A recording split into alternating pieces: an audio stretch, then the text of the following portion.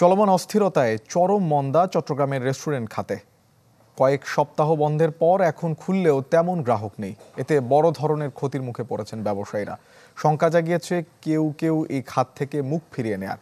তাই আবারও ঘুরে দাঁড়াতে স্থিতিশীল পরিস্থিতি, সরকারি প্রণোদনা আর সহজ শর্তে ব্যাংক ঋণের তাগিদ সংশ্লিষ্টদের।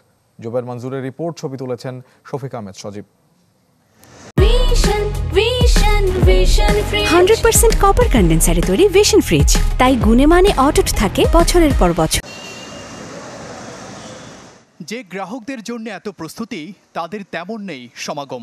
তাই এক প্রকার শূন্যতা চট্টগ্রাম নগরের জিসি এলাকার এই জামান রেস্টুরেন্টে। একই চিত্র নগরীর ১৬ শহর ২ নম্বর গেট এলাকার বারকোট রেস্টুরেন্টের। স্বাভাবিক সময়ে যেখানে গ্রাহকদের কোলাহলে মুখর থাকে, সেখানে উপস্থিতি হাতে গোনা মাত্র কয়েকজনের। শুধু এ দুটি নয়, অস্থির পরিস্থিতিতে এক প্রকার স্থবিরতা চলছে চট্টগ্রামের রেস্টুরেন্ট খাতে।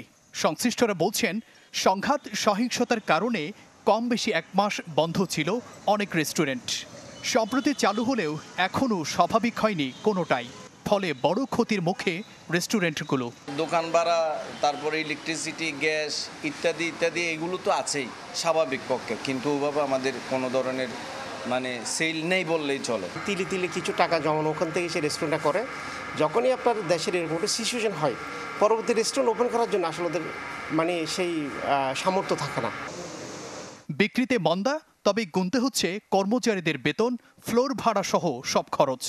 এমন স্থবিরতা আরও কতদিন থাকে তা নিয়ে দুশ্চিন্তায় রেস্টুরেন্ট মালিকরা।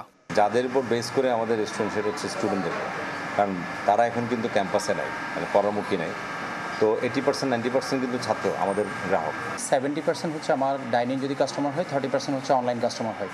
তো এই ১-১.৫ মাসের যে নেটওয়ার্ক বিভ্রান্তি, ওটার কারণে কিন্তু আমাদের একটা বড়সড় লস হয়ে গেছে। গত কয়েক বছরে বহু তরুণ উদ্যোক্তা বিনিয়োগ করেছেন এ খাতে। কারো কারো আশঙ্কা, এমন অনিশ্চিত পরিবেশে তাদের একটি অংশ মুখ ফিরিয়ে নেবে এই খাত থেকে। তাই আইনশৃঙ্খলা পরিস্থিতি স্বাভাবিক করার পাশাপাশি ক্ষতিগ্রস্ত ব্যবসায়ীদের প্রণোদনা এবং সহজ শর্তে ব্যাংক ঋণের তাগিদ তাদের। ব্যাংক থেকে সহজ শর্তে ঋণ এবং কম ইন্টারেস্টে, সাথে হচ্ছে জিনিসপত্রের বাজারে যে এত বেশি দাম, রিজনেবল প্রাইস না, এটাও একটা কন্ট্রোল আসার দরকার।